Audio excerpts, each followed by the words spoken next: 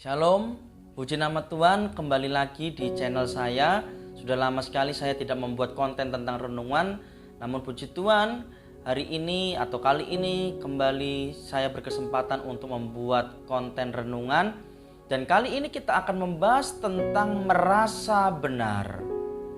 Sering kali kita menjumpai orang yang mungkin menganggap dirinya adalah benar.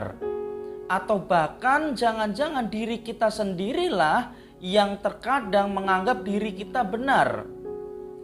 Mungkin di saat kita dinasihati oleh orang tua, kita dinasihati oleh teman, sahabat, guru, bahkan tetangga kita menasihati kita menolak nasihat-nasihat itu dengan alasan bahwa diri kita benar.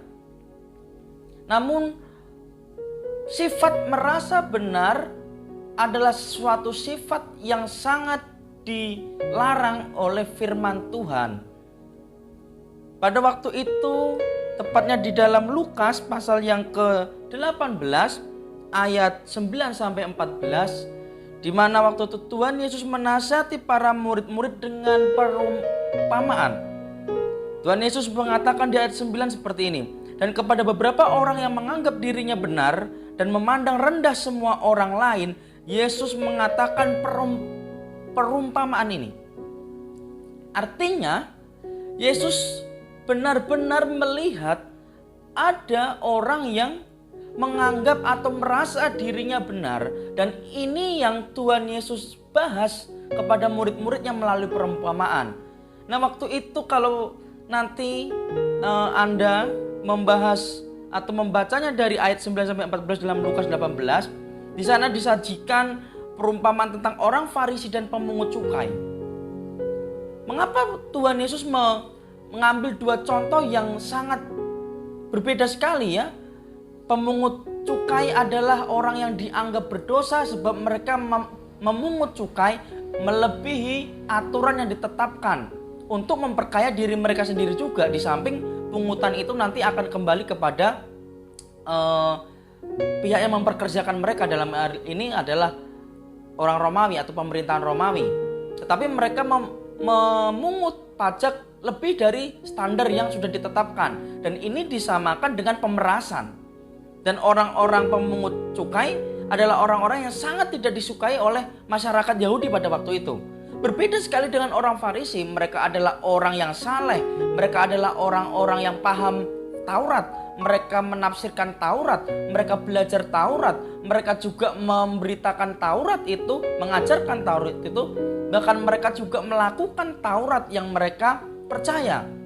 Tetapi mengapa kok Yesus mengambil contoh orang Farisi?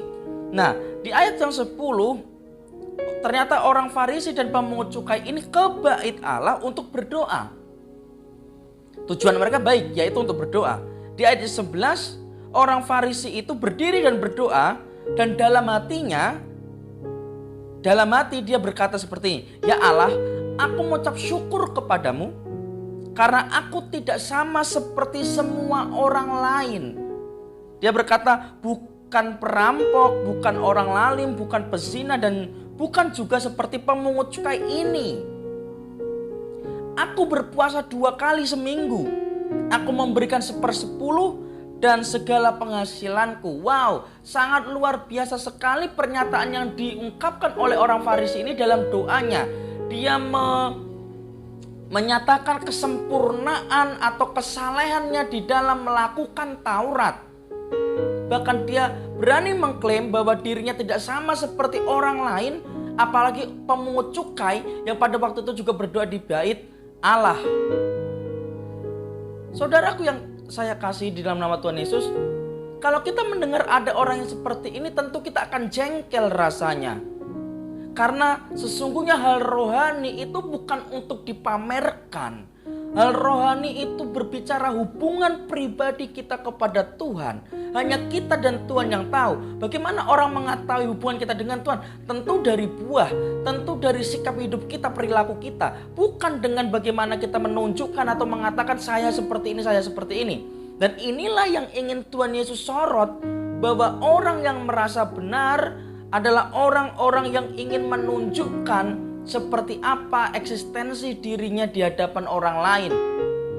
Kembali lagi dengan orang yang disebut pemungut cukai. Orang pemungut cukai ini justru dia berdiri jauh. Bahkan ia tidak berani menghadap ke langit, melainkan ia memukul diri dan berkata, "Ya Allah, kasihanilah aku, orang berdosa ini." Wow. Apa bedanya?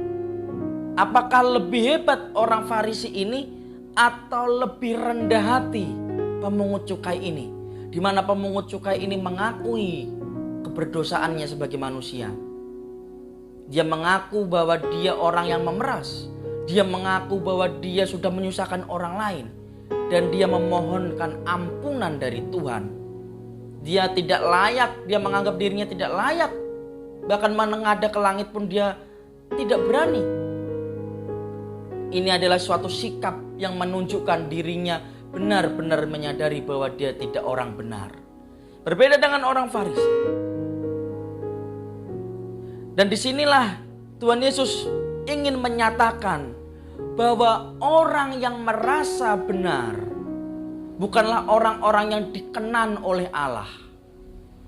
Orang yang rendah hatilah, orang yang mau mengakui dirinya orang berdosalah, adalah orang-orang yang dikenan oleh Tuhan. Mereka lah orang-orang yang mendapat perkenanan Tuhan. Maka pelajaran bagi kita adalah stop untuk merasa paling benar. Stop untuk merasa benar. Kita semua sama di hadapan Tuhan. Justru lebih baik kita saling membangun. Apabila ada orang yang mungkin melakukan kesalahan, melakukan dosa sekalipun, mari kita tidak menjustis mereka, tidak menghakimi mereka begitu saja. Tetapi marilah kita mendorong, memacu, membangun mereka untuk sama-sama mau mengakui dosa, kesalahan di hadapan Tuhan. Termasuk diri kita pun. Mari kita sadari apakah diri kita ini adalah orang-orang yang merasa paling benar.